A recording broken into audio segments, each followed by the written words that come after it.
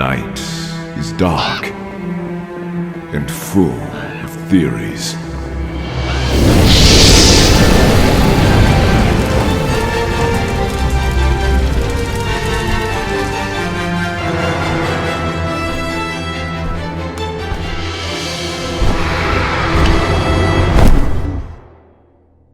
What if Aerys didn't attend the tourney at Harrenhal?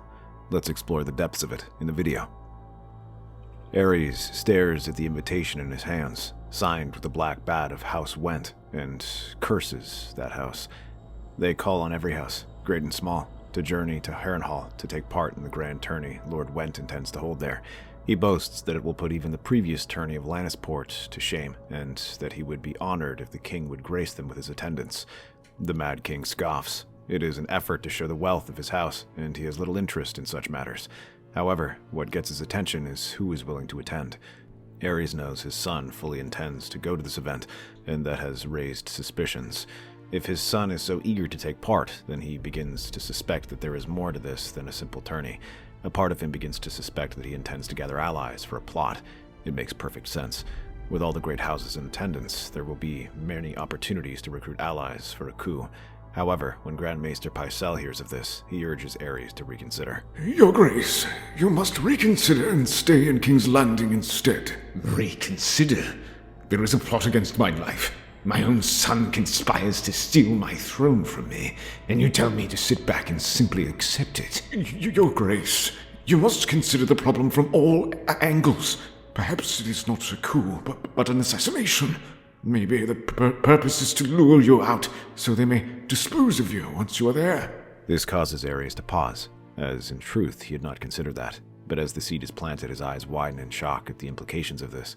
A shiver runs through the king's body. Pycelle allows himself a smile, and continues to cultivate that idea until the Mad King now fears the very idea of stepping into Harrenhal.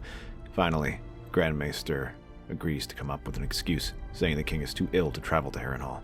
Once he finishes drafting this message, he adds another message to Tywin Lannister, assuring him that Aerys will not interfere with his plans. In the weeks that follow the tourney of Harrenhal, Tywin grows more and more invested in the events in Harrenhal. He has spies track which of the lords will attend the tourney, and watches Rhaegar, trying to understand his motives. He even sends gold to Lord Whent to help him sponsor the event. Before long, the day of the tourney finally comes, and hundreds of lords arrive, coming from all across the Seven Kingdoms. But Rhaegar's presence puts them all to shame as he rides through the gates of Harrenhal, his silver hair streaming behind him as half the court turns to face him. Tywin stands alongside Lord Whent in the place of honor, the place that was initially reserved for Aerys.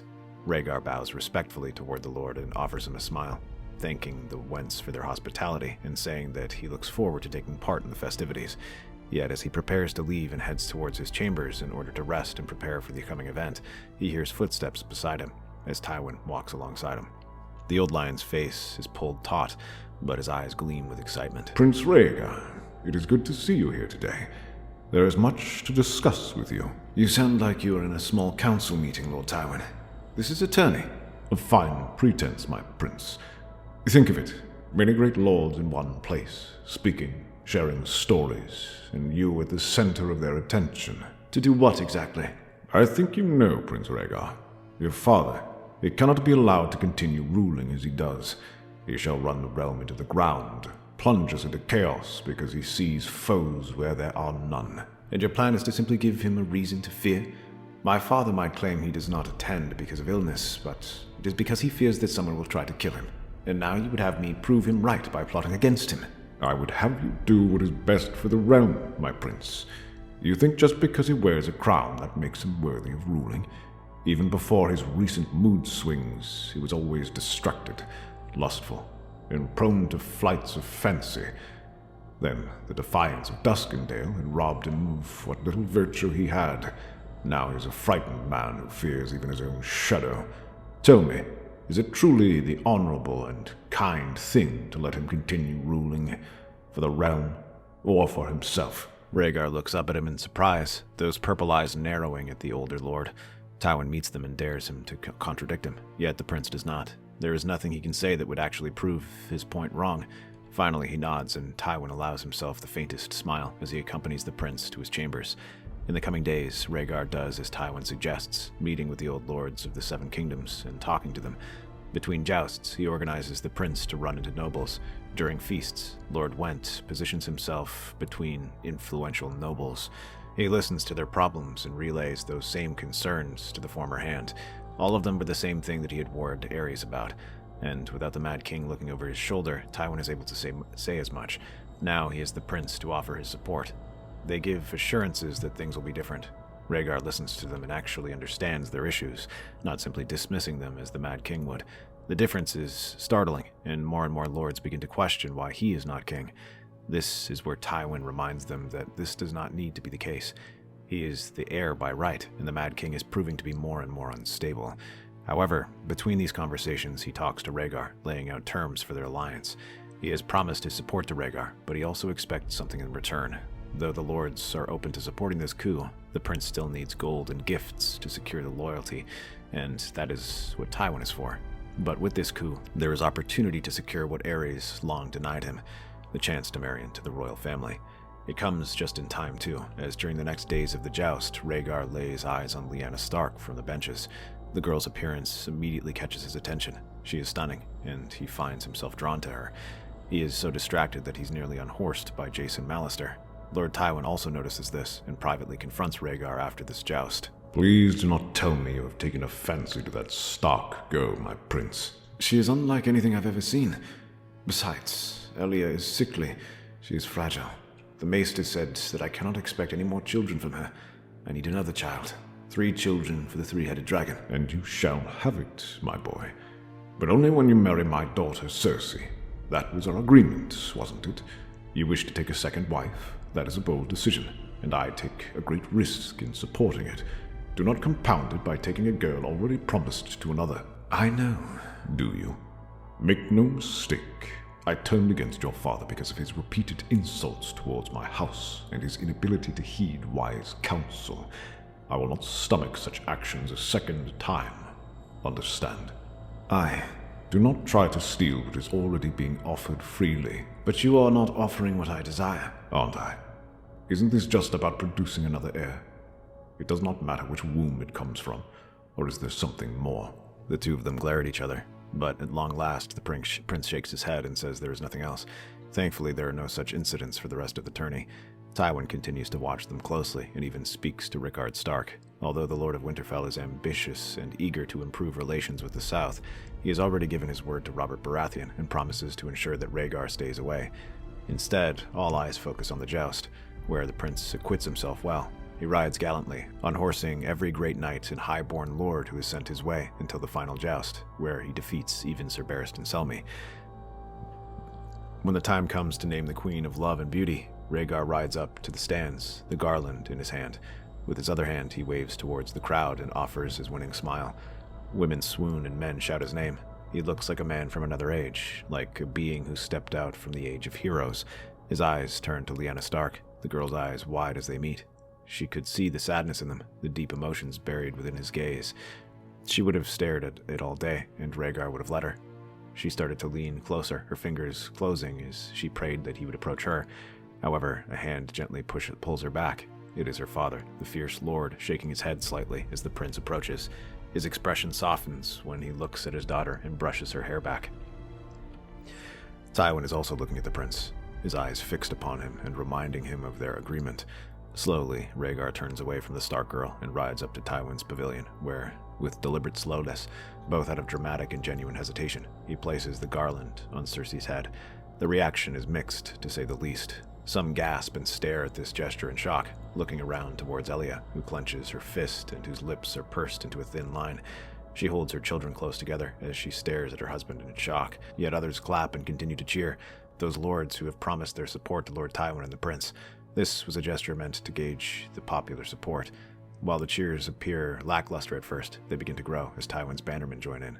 Then Lord Frey, who was promised a marriage alliance between the Lannisters and Freys. Lord Whent is also promised a generous loan and joins in.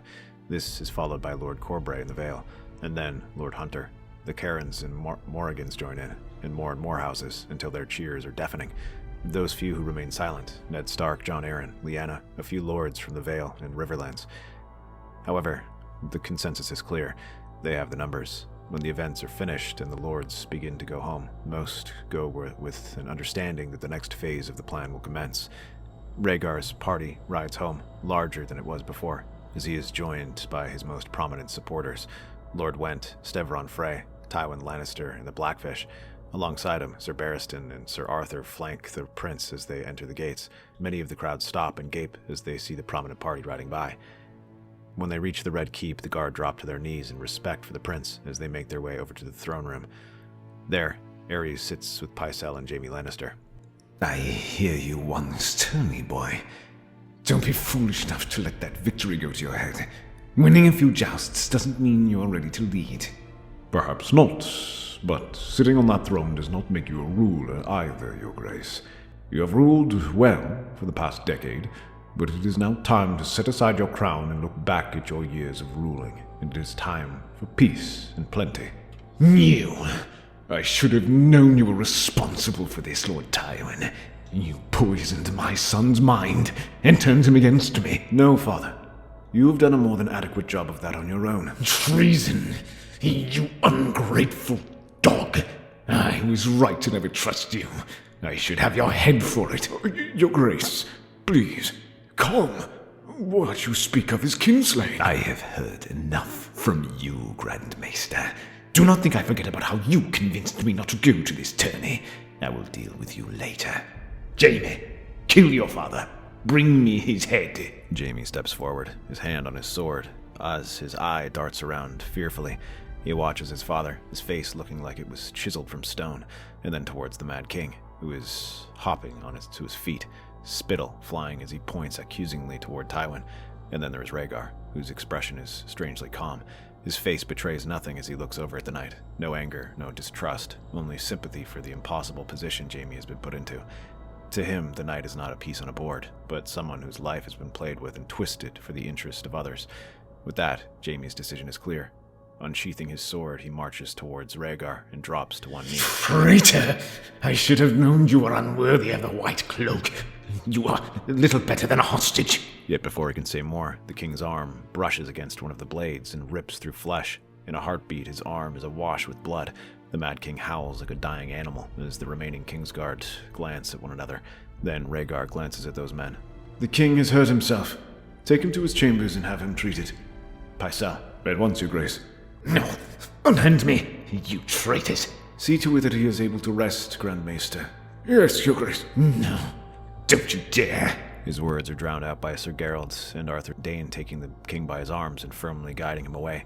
Even as his body goes limp and his throat grows raw from howling. Once he is alone, Rhaegar marches up to the Iron Throne and sits there, slumping over while he rests his head on his hands, saying how troublesome that business was.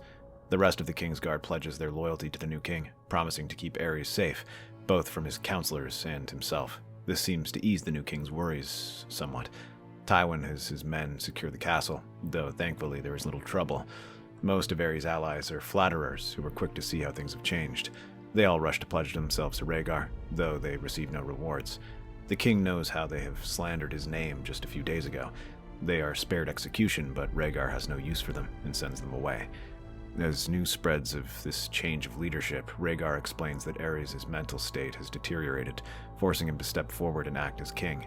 After their success in Harrenhal, they find the reaction of most of the lords supportive. Talks of the Mad King's actions have already spread across the Seven Kingdoms, despite his efforts to cover them up. They recognize this and welcome the new prince.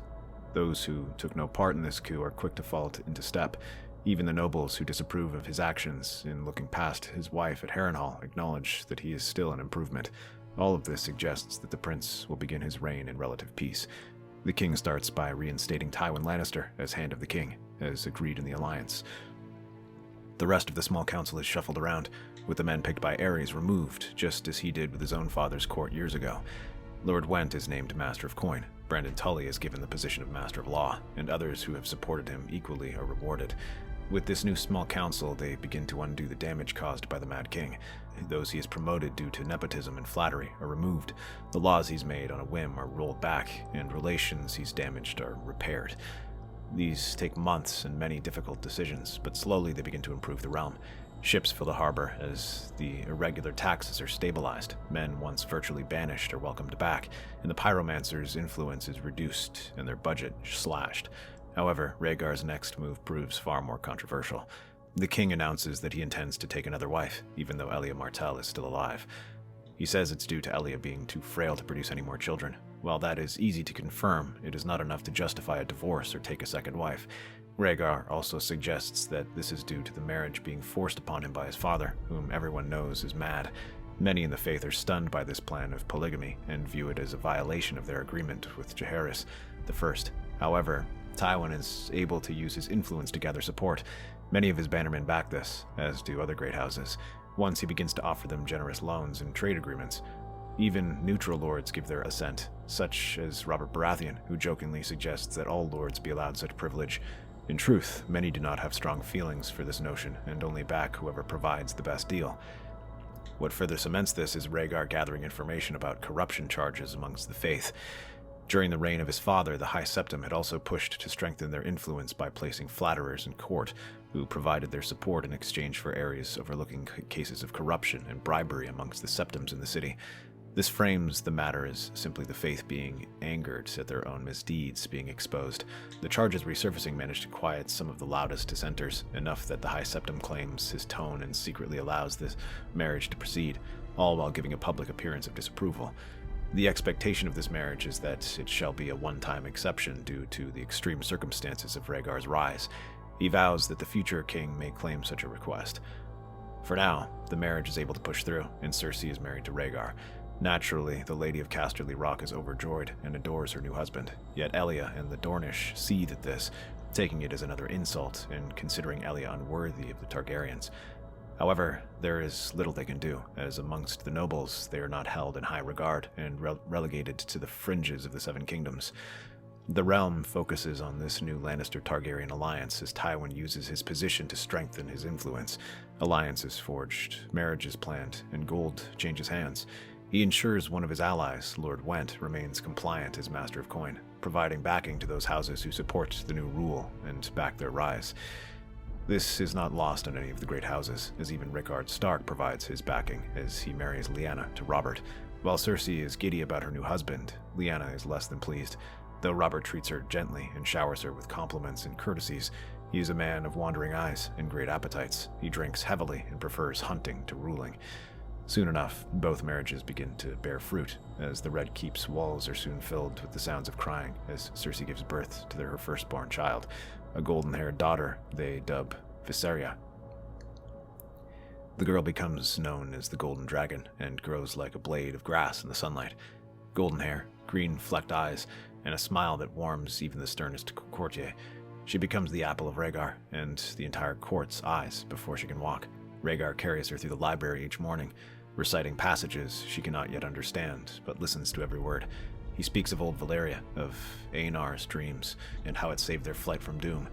He speaks of how Aegon's dreams led to their conquest, and the dreams of Bloodraven protected their crown from pretenders.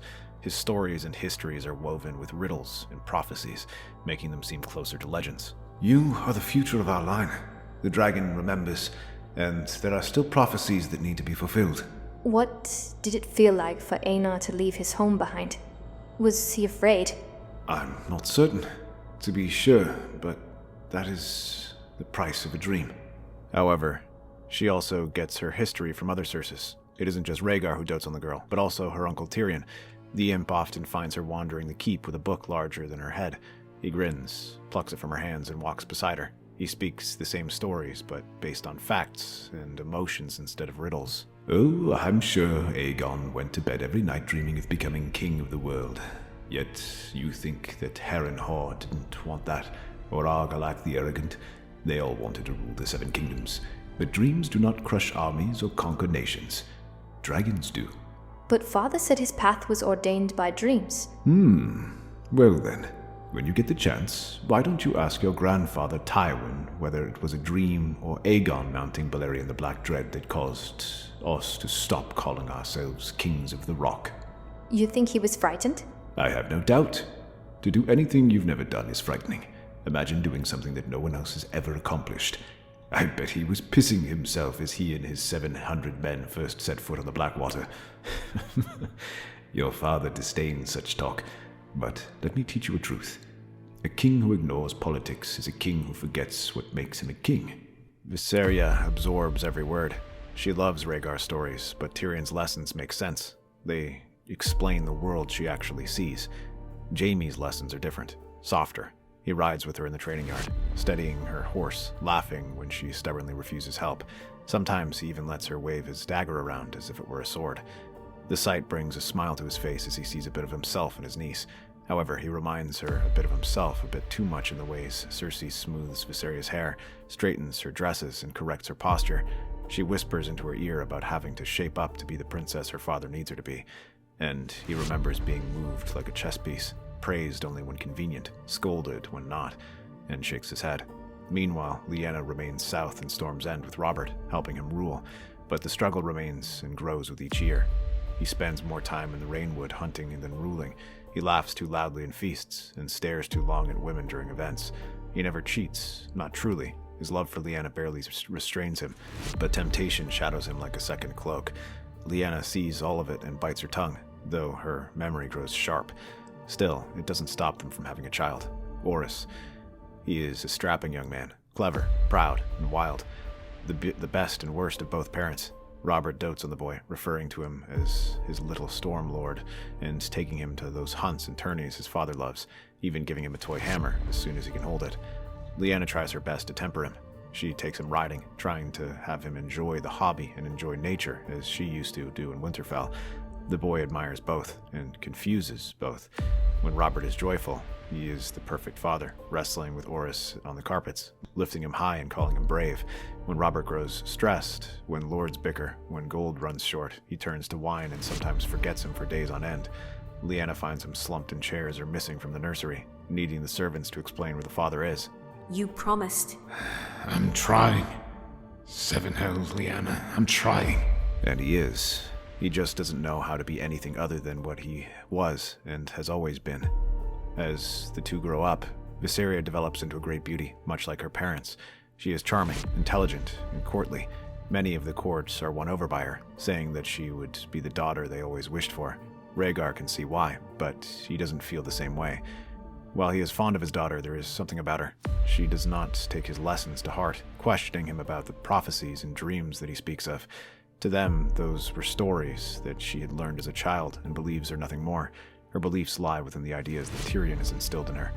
It was not destiny that allowed the Targaryens to continue their rule, but fire and blood.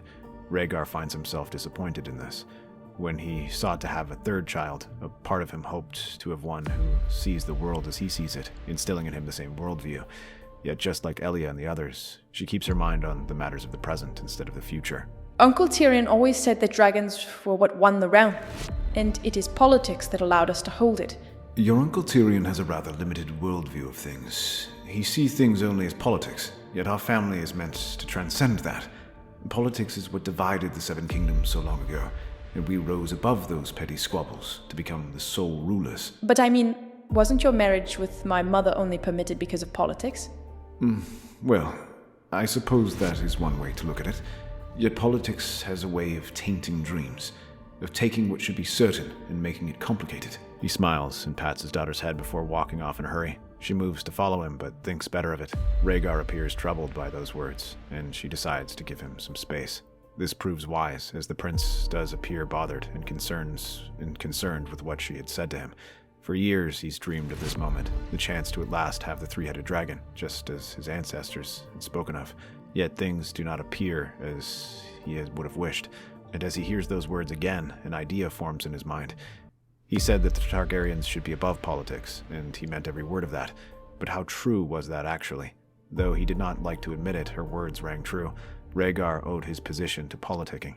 He had to stage a coup against his own father, pacify the faith, and secure his marriage pact with the Lannisters. Even his daughter was born because of politics.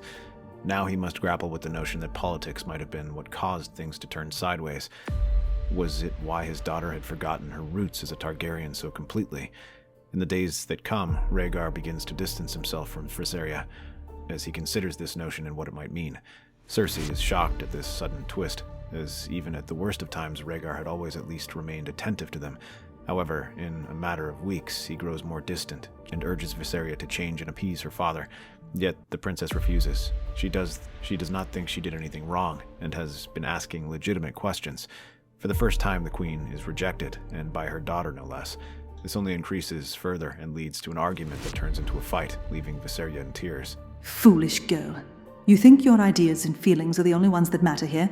Your father is ruling the realm. I will not let him appear weak with you constantly defying him. I did not question him.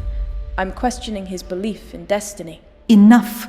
Marrying into this family has been my dream since I was a girl. Rhaegar is everything I can ever want. But you have been nothing but a disappointment. There will be no more talk of such things. You will simply nod your head when spoken to about such things. Understand? She storms off, leaving her daughter close to tears. Jaime sees all of this, watching as his sister leaves in a swirl of silk, all while Viseria lies on her bed and sniffles. He shakes his head and approaches her, placing a hand on her shoulder. I admit, I've never seen my sister so angry. Not even Tyrion could incense her so. I'm impressed. Go away, Uncle Jaime. Viseria, this has been Cersei's dream since she laid eyes on him. Lord Tywin had promised her his hand, and she had held him into it since then. So what? I am just supposed to go along with it? To listen to whatever he says because she wants it? You sound so much like Tyrion. No, Princess, I'm not saying that. I'm saying that we all have our dreams, and yet sometimes we don't like to admit that they are not as good as what we've built up in our heads. And what was your dream? This, the white cloak I wear. Since I was your age, I wanted to etch my name into history as one of the greatest knights who ever lived. I wished for my name to stand alongside Aemon the Dragon Knight, Sowen of the Mirror Shield, and Arthur Dayne. But you got your dream. You are one of the greatest swordsmen who ever lived, and you stand in the Kingsguard. Yes, I did. I was named to the Kingsguard at 16, one of the youngest men who ever did that, and yet it was simply done because Aerys wanted a hostage to keep my father in line. Since then, I've witnessed the worst of the Mad King. I saw him torment his family, burn men alive, and jump from one paranoid delusion to the other. And what could I do? To stand and watch. I begged the question of what the realm will remember me for. Some accomplishments that were not my own, or overthrowing my sovereign. Uncle Jaime. I spent my youth being a piece on the board, moving around by my father and the king. My point is that he claims it is to secure our family legacy, and yet we still do the same thing with you. What kind of legacy is that? My advice for you is this. Find your own dream and follow it, but always remember that it can just as easily be the thing that destroys you. Uncle Jaime, you asked what the world will remember you as, but maybe you're thinking of the wrong question. It isn't the world that will decide you are a great knight. But if it makes a difference, I will. To me, you will always be the knight who is by my side. Jaime looks down at his seat, smiling to himself as his niece walks off. Spring sunlight spills across the tourney grounds outside King's Landing as thousands gather, banners snapping in the bright wind. Rhaegar sits in the royal box beside Cersei, his posture regal, his smile practiced, but there is a strange hollowness in his eyes. Though he has not said it, his daughter's words weigh heavily on his mind. Cersei leans towards him often, whispering comments about the jousts. She tries her best to comfort him, offering him food, giving him compliments, and doing anything to take his mind off his troubles. However, his replies are quiet, distracted, and absent-minded. And then Lyanna Baratheon rides into view, arriving with her husband and the other guests. She does not wear jewels or Baratheon gold, but a simple riding gown of deep northern blue. Her black hair spills freely over her shoulders. She looks tired, older, but there is something still lively in her eyes, something Rhaegar remembers from the very first time he saw her. The crowd roars for the Queen of the Stormlands. Robert laughs loudly from the Baratheon box, raising his cup in greeting. Lyanna smiles politely back at him, briefly, thinly, before her gaze drifts upward. Their son rides in the lists, unhorsing a good half-dozen men as the two cheer him on. Lyanna joins in and smiles, but her gaze is drawn to the sound of polite clapping in the royal box, up to Rhaegar. Their eyes lock, and both know immediately that nothing in their lives has changed. Not really. They are still trapped in the same unchosen futures. Rhaegar thinks of his dream, of the three-headed dragon. Well, he was given 2 chances. Both of them were tainted with politics. It was not the dragon who chose its destiny, but a destiny forced upon it. As Robert celebrates in the feast, raising his son's arm for reaching the semifinals, Lyanna slips out. The crowds are too heavy. The alcohol flows through freely. Such things appeal to her husband, but not herself. She finds herself in the Godswood, looking to clear her head. And there she finds him. Rhaegar stands beneath the weirwood, the red leaves whispering in the night breeze. Your Grace. Lady Lyanna. They stand in silence for a moment. Crickets sing. Torches crackle on the distant walls. Your son jousts well. Thank you. My husband certainly enjoyed it, though your daughter looked troubled. You noticed. Hard not to. She looked like she'd been crying. I know that face when I see it. He says nothing. Shame curls inside him. Shame at how he withdrew from Viseria, how he let prophecy and disappointment cloud his opinions of her. She feels trapped, doesn't she? These days, I feel like we all do. I know what that's like. To be expected to become something you're not. To do what is right for others, for the greater good. Robert? Robert tries. Gods, he tries. But he is who he is. He's a good father and a good man, until he decides he isn't. There are many women who would have loved him, but I never wanted this life.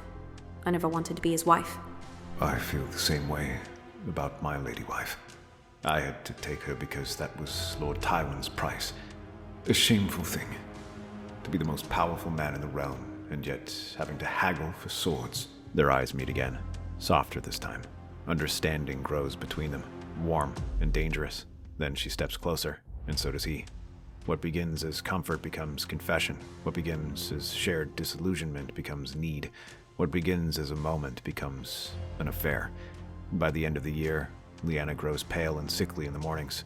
Maesters whisper. Robert beams with delight at the prospect of a second child, and Ormond is excited to have a sibling. He cares for Lyanna, helping her prepare. However, as word of this pregnancy spreads, others get word of this. Among them is Aerys, who moves like a shadow through the court, gathering secrets like coins. Soon enough, servants in Lyanna's household are questioned. Some break easily. Two admit they saw her meeting a man in the Godswood, not even once, but several times during the tourney, and more when Robert visited the court. One claims she saw silver hair in the moonlight. Such reports soon reach Storm's End. When Robert confronts them, they tremble and swear by every god to what they saw. Storm's End erupts in fury. There is no signature on this letter. Robert has few ideas of who this might be, and secretly writes to Aerys, demanding he find the truth as he smashes the table with his warhammer. After a few months, Aerys returns with information, testimony that reveals everything.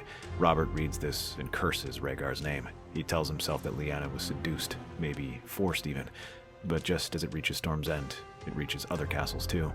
Unconcerned with propriety or subtlety, Robert curses Rhaegar and calls him a raper. Such words are dangerous and could carry a death sentence if the Mad King were ruling. Rhaegar is not as harsh, but he also has fewer means, for even Tywin demands answers. The Lord Hand is not keen on acting, also wishing for answers, not for morality's sake, but for House Lannister's honor. Tywin sees this as a slight on his house. You dare insult my house like this? My daughter? I put you on the throne because I thought you would be better than your father. Congratulations. You are the first man to prove me spectacularly wrong. This marriage was forced upon me. I never wanted her. I never asked for her. I endured it because the realm demanded it. Endured? My daughter threw herself upon you. She was loyal and dutiful, and this is how you repay her, after we had won your throne. This throne was my destiny. Is that what you believe? It is. Then I hope destiny is a kind mistress to you. Tywin places his ultimatum. He must break off this affair at once and declare Viseria his heir immediately. The king must also publicly apologize for his infidelity before gods and men. Yet Rhaegar rejects these terms. He is willing to apologize, but he will not allow anyone else to decide his rule. Tywin leaves without another word, but his gaze lingers on Rhaegar, wondering if perhaps he has found another Mad King in the making.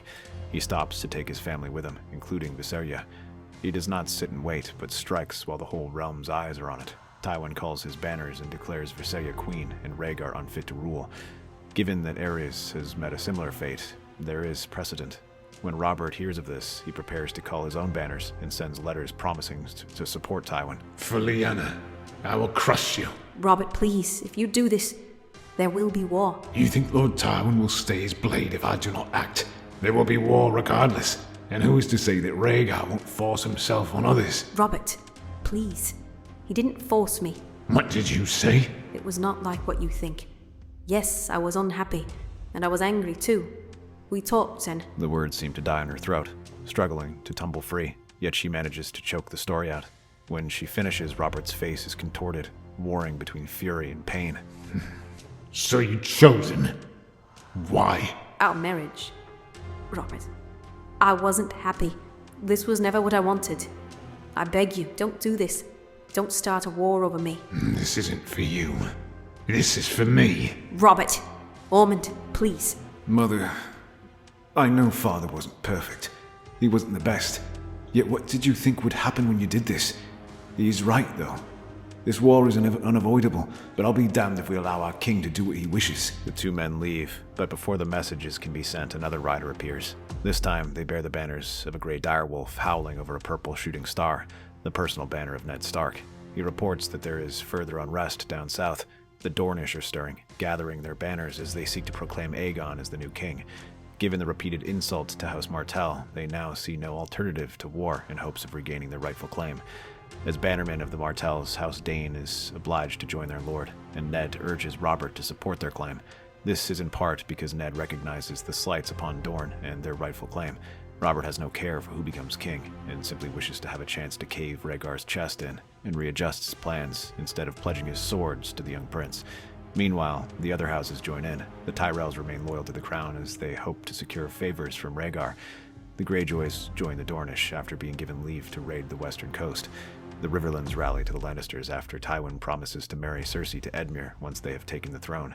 Lastly, the Vale pledges itself to the Dornish cause as Jon Arryn is unwilling to raise his sword against his two wards. This leaves the North as the only undeclared house. Many expect that he will back Rhaegar due to Rickard's grandson potentially becoming the king's heir. However, seeing his son ride with the Dornish, this gives the Lord of Winterfell pause.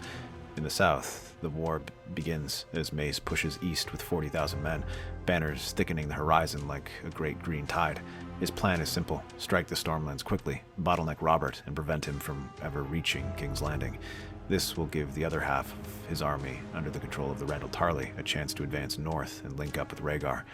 Robert stands on the ridge, Aerys beside him, the Dornish banners of Ned and Oberyn gathered to his left. Let them come.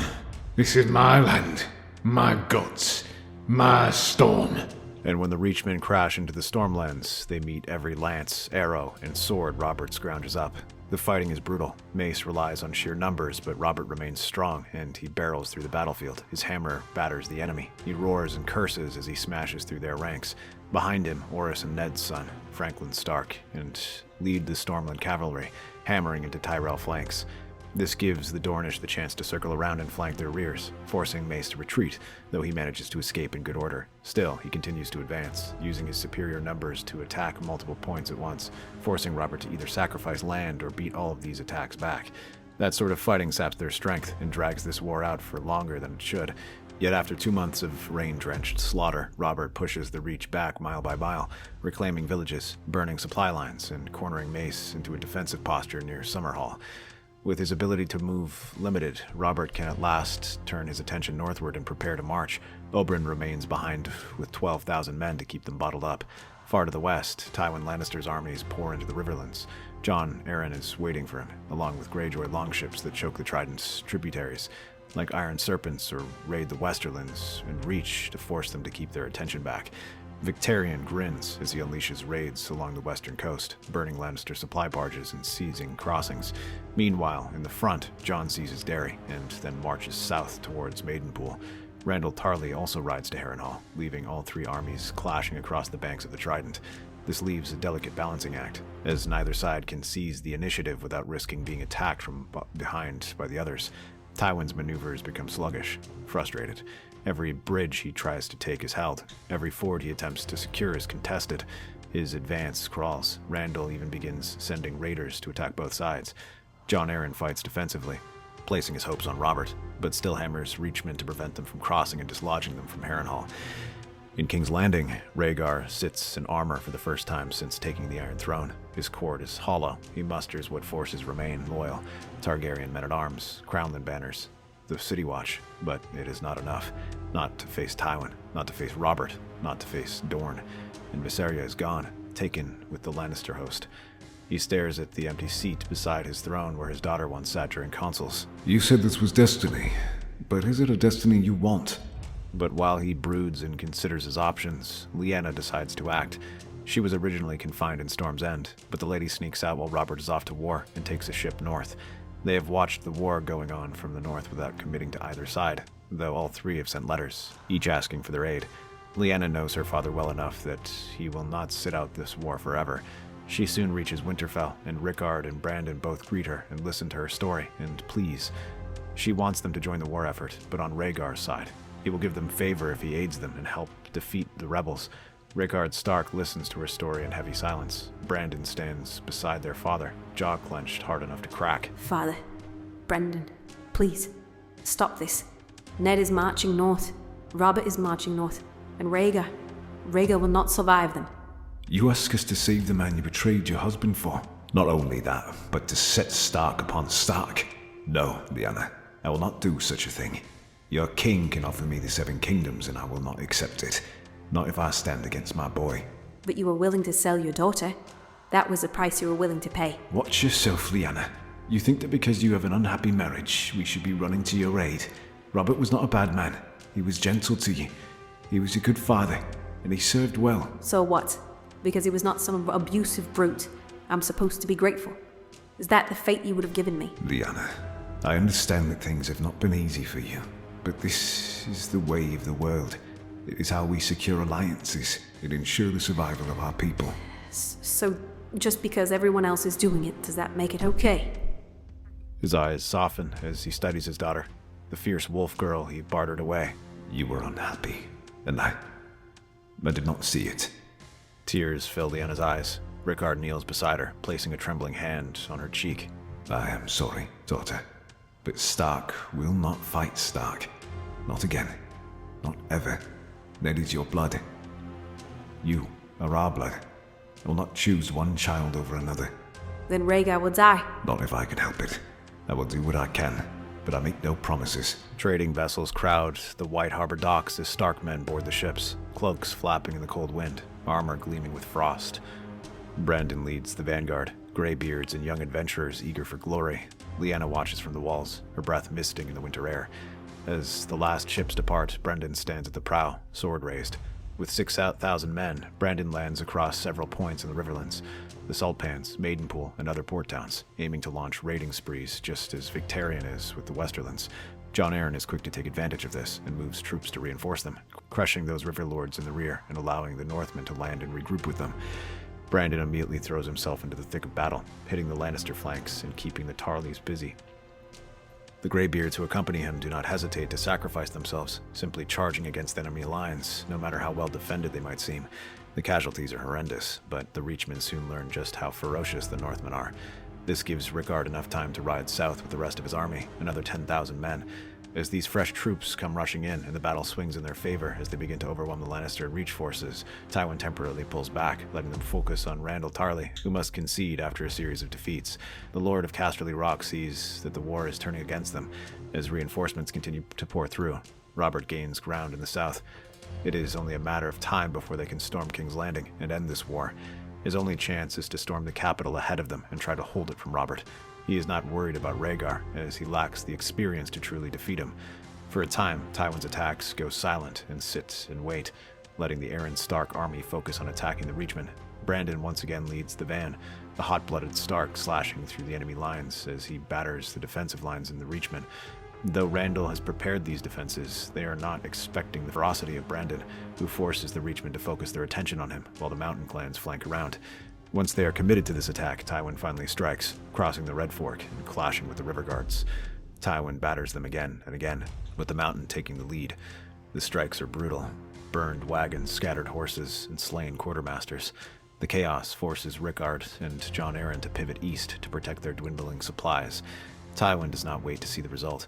Their victory is irrelevant, as the rest of the army keeps the Starks occupied while he departs with 12,000 men, aiming to rush to King's Landing and finish off Rhaegar. At River Run, where Tywin has left her safe, Viserion watches the lion march through the mist. My name is painted on every battlefield. I did not ask for any of this. Most rulers never do, but the dice were cast long before you were born.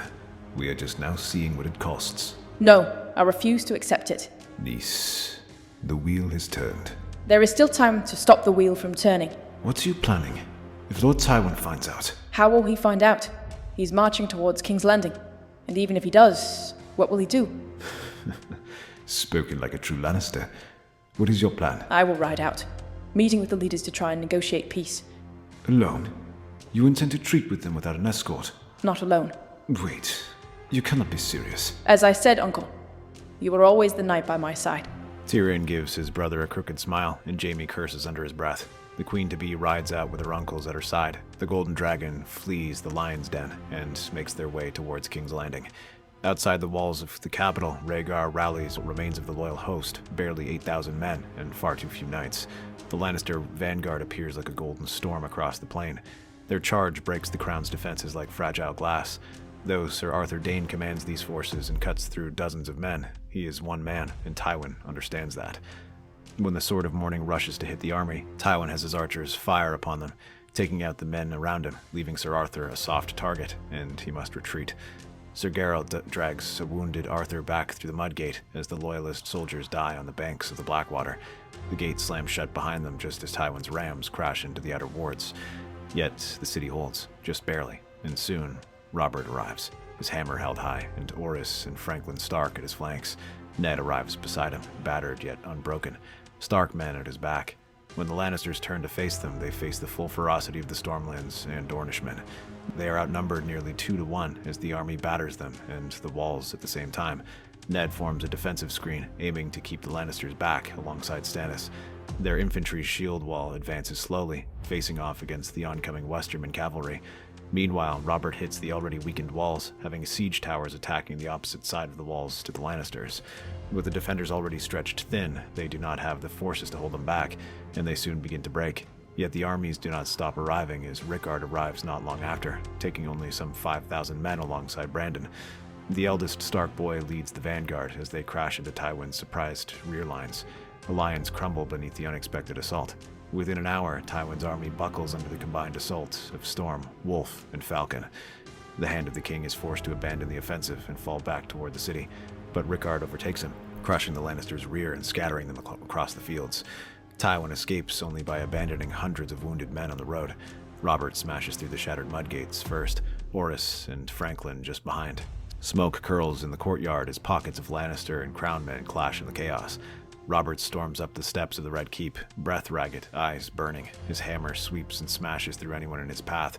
By now, Robert is only seeing red as he advances into the Red Keep. He sees Rhaegar at the top of the Iron Throne, the silver-haired king leaning on Arthur Dayne, armor dented and dripping blood. Rhaegar Targaryen, come face justice. If it must be so, Your Grace. No, destiny guides me. Before they can strike, Rickard bursts inside. Enough. This ends here. The war is over. Now is the time to dictate terms.